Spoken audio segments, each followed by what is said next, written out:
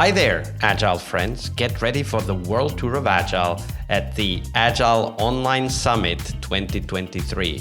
You can join us from October 24th to 26th for a global showcase of cutting-edge Agile practices and insights. Join us at agileonlinesummit.com. This year, we will be featuring some of the best work done around the world and world-class keynotes. You can check all of that at agileonlinesummit.com. But the best part is that your ticket is on us. That's right, it's free to attend and immerse yourself in the world of Agile excellence. Don't miss out on this opportunity to level up your skills and network with peers and industry experts. Mark your calendars and secure your spot at AOS 23 today by visiting agileonlinesummit.com. So get your free ticket or opt for the full digital pass that lets you keep all the conference videos forever and organize, why not, Agile learning sessions at work. You can get the full digital access at agileonlinesummit.com.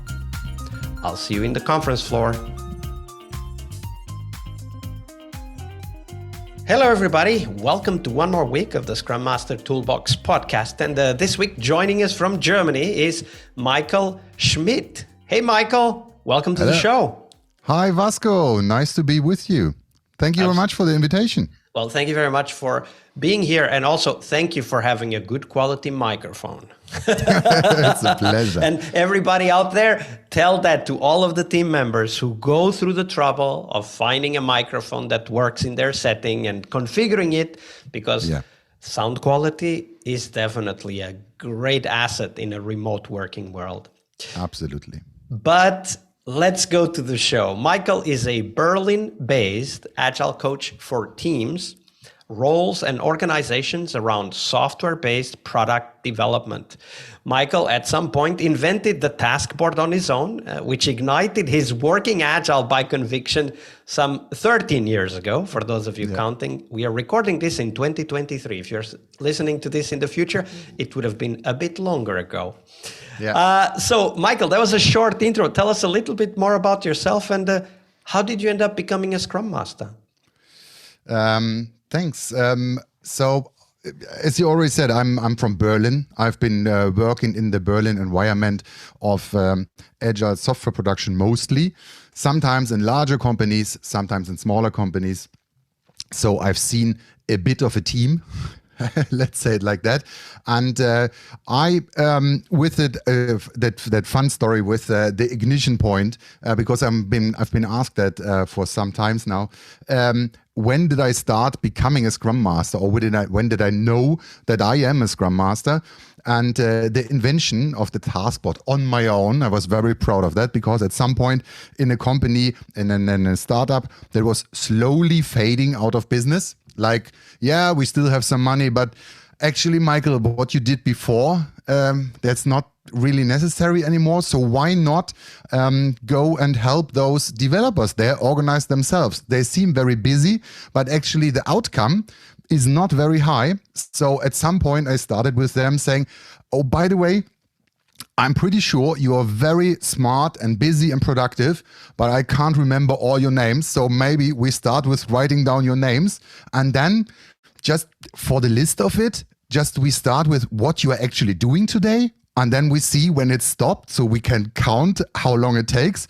And then I was very proud that it somehow worked after some shifting. And then someone came in and said, oh, that's a taskboard. I said, oh, you know that? Yeah. You know this Agile stuff? They do it the same. Yeah, so I invented the taskboard on my own. And then the second point is then like staying a Scrum Master. So that was like a proto Scrum Mastering without the real stuff.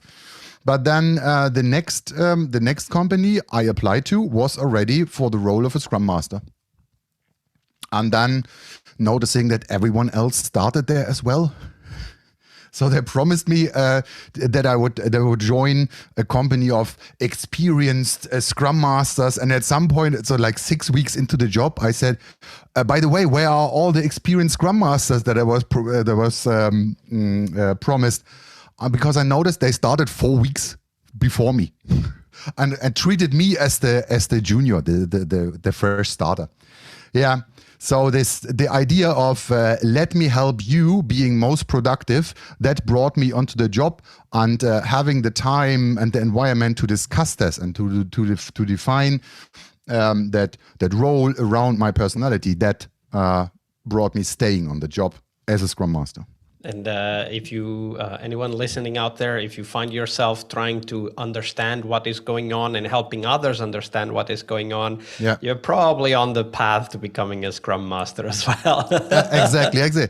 Yeah, still. That's, so Michael, at some point, that was, of course, the beginning of your journey. And as it so often happens in the beginning, we make more mistakes, but there are also mistakes that come only for experienced people.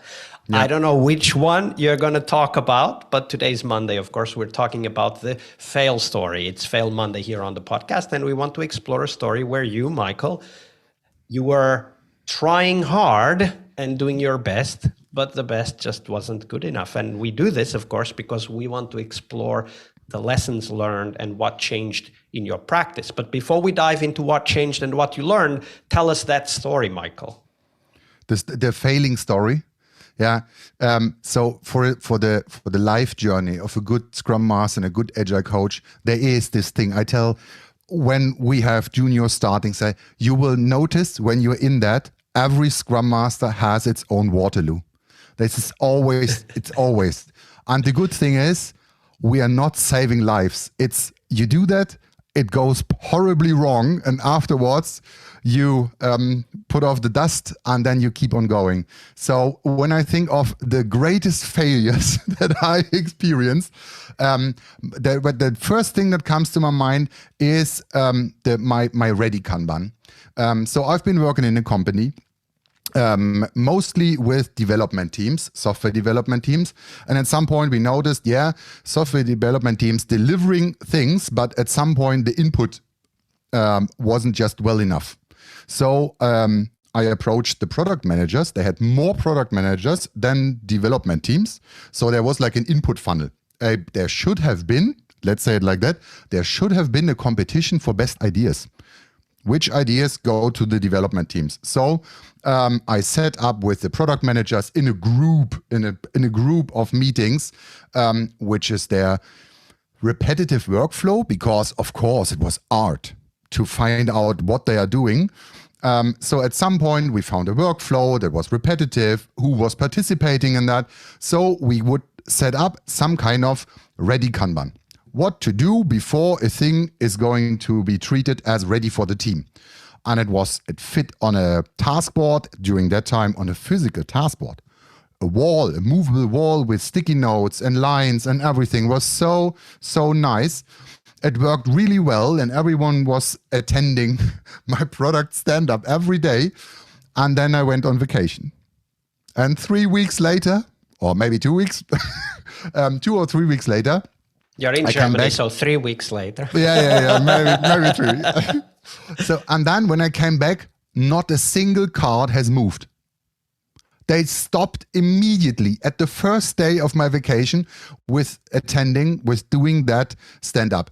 So I came back and I was thinking all the time about this great idea of the Ready-kanban, and that input flow must have been released and it should have been so nice. And I came back and really nothing had changed on that board.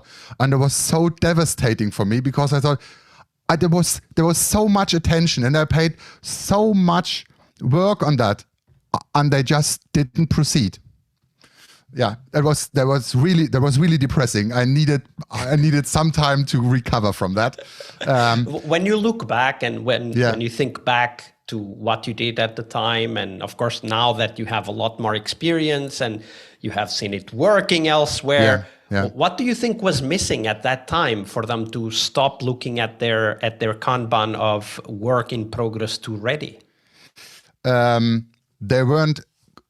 So on one hand, I think really they thought individually that they were product artists, so that their ideas weren't comparable to each other. So whatever is the idea of one product manager can't be in the same workflow as the idea of another product manager, and needs time here and there. There were people who were concurrently working on like 20 different product ideas, which I thought would be not the best idea, but their thing. So the lack of trust to each other, the lack of trust to the process, and I wasn't just convincing enough at that point. It's like that might have been an idea that I did stronger and further on later during the time. During that time, I just wasn't convincing. I told them the practice, and I practiced that as long as I was there, but it was not their practice, it was my practice. That Absolutely. was that. I think and that was the usually point. a sign that there's something that is not going to be sustainable over time. Yeah. It just wasn't as sustainable. Yes, exactly. Mm-hmm. So what would you have done differently if you could go back in time? That point, that I think this early enabling, during that time, I was so proud to have like a second spot to be practical, to come to work. So today I would say, imagine I go on vacation. How do you do that then? This is the thing that I would do different now. Like make it a given that this should be sustainable. What do you need that you can practice it on your own? Have you understood the principles? Then you can edit the board as you like, or edit the workflow as you like, as soon as you have caught how it is intended to work. Absolutely. And that's something we need to be aware of and conscious of all the time. Yeah. Is the practice that I'm introducing going to be sustainable over time? Are they going to drop it immediately as they get the first chance? What are they going to do if I step away? Why not? I step away for a day and see what happens, right? And these are the things that we must be thinking all the time, not necessarily because we want to make sure it is sustainable, that's part of it, but also to give ourselves feedback, right? Like how well am I introducing these ideas? Well, let's see what they do when I'm not around. Yeah. And they must see a benefit in that practice. If they're doing it because someone else told them to do so, then it will stop because they will see it as an additional burden. And of course, Scrum Master's work is always intended to do things more easily and to save more life energy for different things. And I think that would be another thing that I would do different today. Absolutely.